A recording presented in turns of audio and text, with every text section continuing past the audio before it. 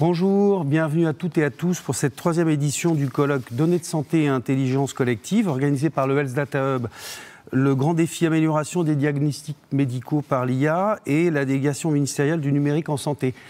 Avant d'entrer dans le vif du sujet avec les quelques 17 intervenants qui nous ont rejoints cet après-midi, je vais laisser la parole aux trois personnalités qui vont introduire cet après-midi.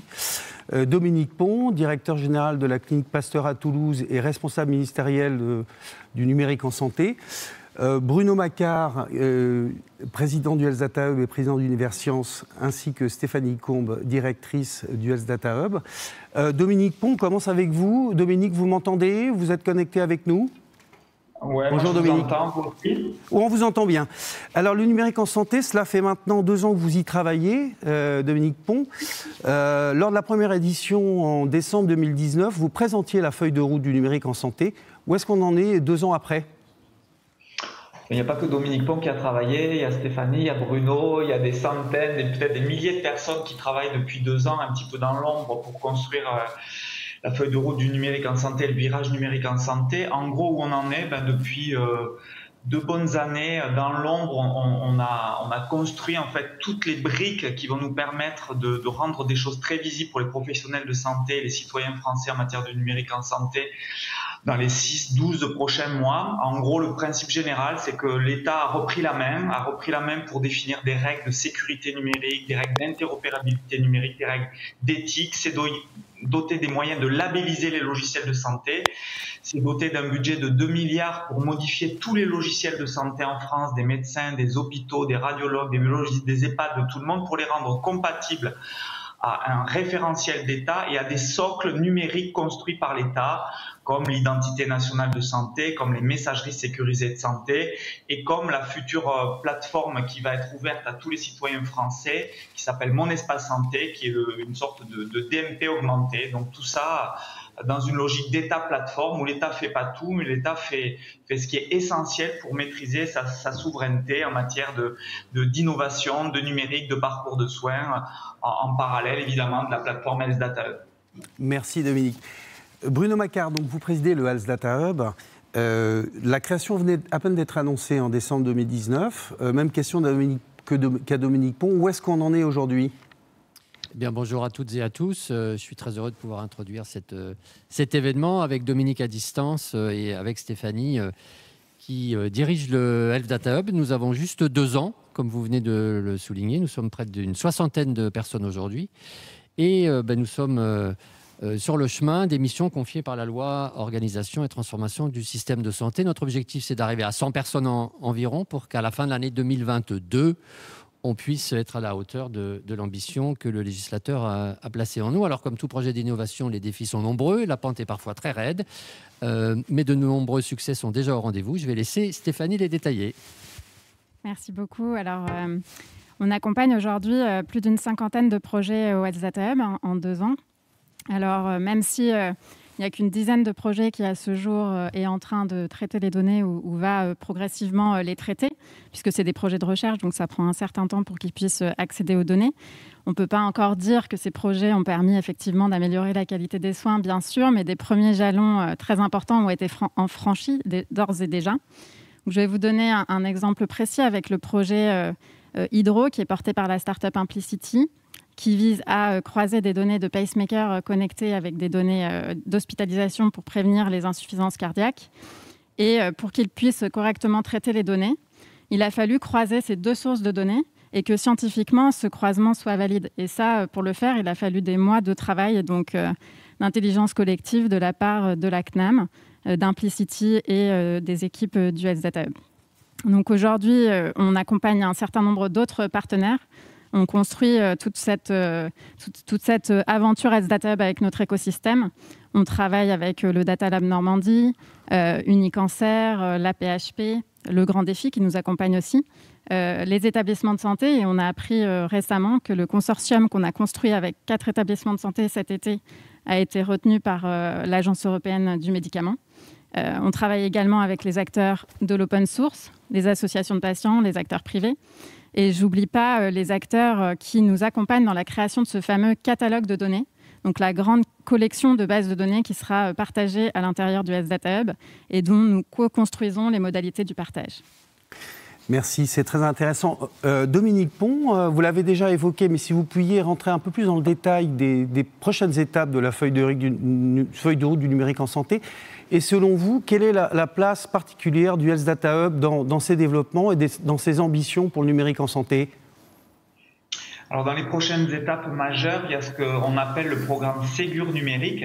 C'est les fameux 2 milliards dont je parlais tout à l'heure. Qui consiste en gros à ce que l'État a écrit un cahier des charges qui va imposer à l'ensemble des éditeurs de logiciels de santé en France pour les médecins, les hôpitaux, les biologistes, les radiologues, les pharmaciens, pour que leurs logiciels soient compatibles avec des socles numériques régaliens, notamment une messagerie sécurisée, notamment le lien avec la plateforme du citoyen Mon Espace Santé, qui va être ouverte à partir de janvier 2022 à tous les Français et qui comprendra pour chaque citoyen français une sorte de coffre-fort numérique de données de santé, voilà, souverain, un service public national proposé par l'État dans lequel chacun pourra ranger ses données de santé, les partager ensuite avec ses médecins, son hôpital. Chacun dans cette plateforme, dans Mon Espace Santé, chaque citoyen aura aussi une adresse de messagerie sécurisée de santé. Donc on utilise des canaux sécurisés, à nouveau souverains, régaliens, pour que les patients et les professionnels de santé puissent travailler sur les parcours de soins. Et ensuite, il y aura un catalogue d'applications numériques de e-santé, des applications de prévention, des dispositifs médicaux connectés, des applications de prise de rendez-vous, des portails patients d'hôpitaux. Tout ça dans un catalogue d'applications développé par nos éditeurs, nos startups, nos industriels, mais tamponné à nouveau par l'État. Donc ça, c'est les deux gros sujets qui arrivent à très court terme, là, dans les prochaines semaines, prochains mois.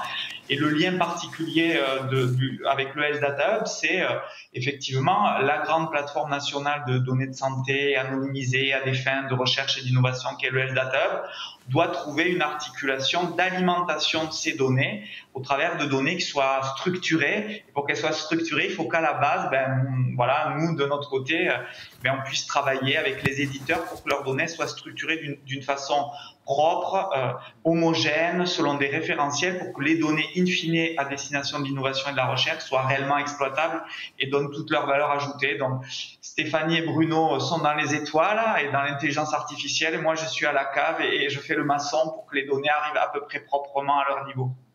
Merci Dominique. Donc vous êtes dans les étoiles, Bruno et Stéphanie.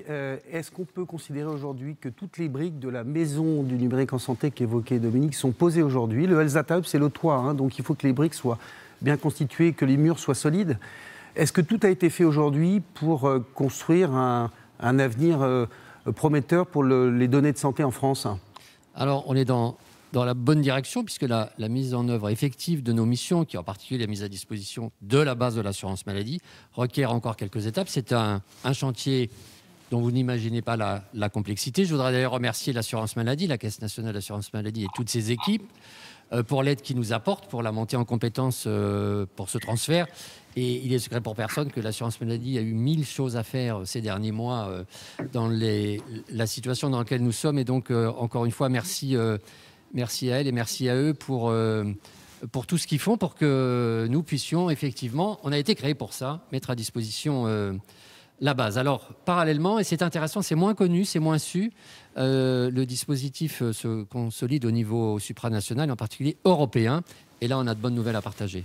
Très bien. Oui, donc on travaille effectivement à contribuer à la structuration du paysage européen en matière de données de santé, puisque la Commission européenne est très dynamique sur le sujet. C'est une opportunité pour nous en France. Et notamment, on a constitué un consortium avec des structures homologues dans plusieurs États membres, notamment le Danemark, la Finlande, la Norvège, l'Allemagne, la Belgique, l'Espagne. Donc un consortium assez intéressant.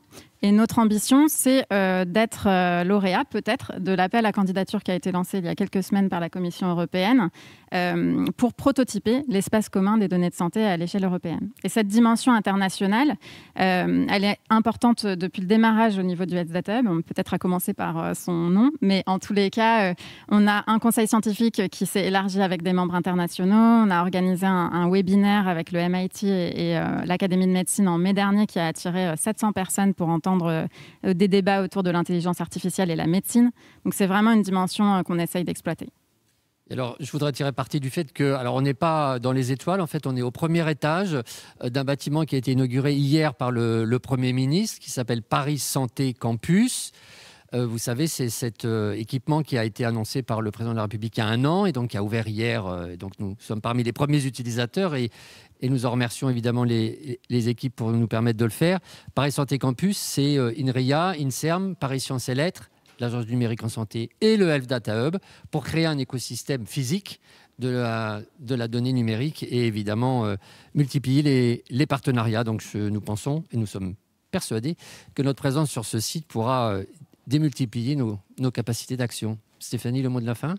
Oui, si vous me permettez, je voudrais juste ajouter que le projet du Health Data Hub est résolument citoyen et qu'on a tout récemment lancé, notre direction citoyenne a travaillé sur une e-consultation avec la Belgique et le Royaume-Uni dans le cadre des travaux justement qu'on mène à l'échelle européenne pour recueillir la perception des citoyens. Donc on espère 5000 répondants et formuler des recommandations en matière d'écoute, de formation et aussi de gouvernance pour impliquer mieux les citoyens. Donc on attend beaucoup de cette expérience-là et on le voit, les données de santé, c'est un sujet extrêmement stratégique. Avec la crise sanitaire, ça reste un sujet de débat très important.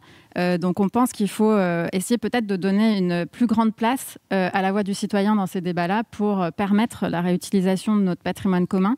Bien sûr, dans le respect des droits des personnes et de la sécurité des données, mais s'assurer de produire la médecine la plus efficace en tirant parti des nouvelles technologies.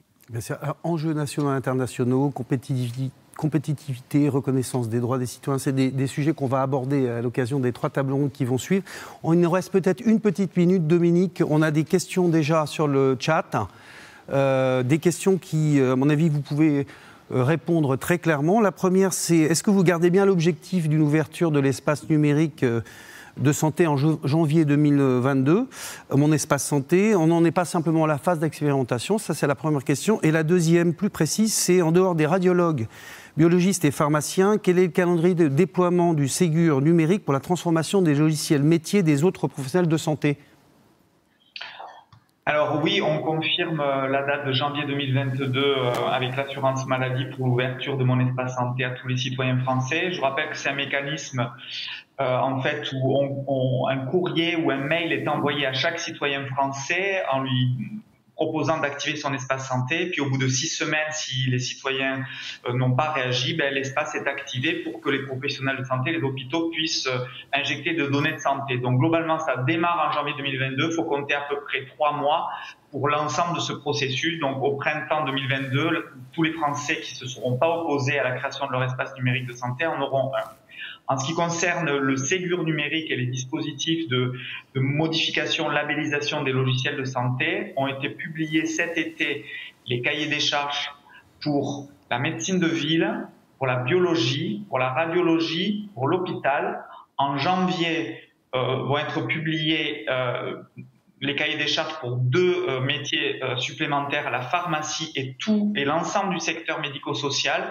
Et on est en train de travailler sur une feuille de route pour les autres professions, kinés, dentistes, infirmières libérales, etc., etc.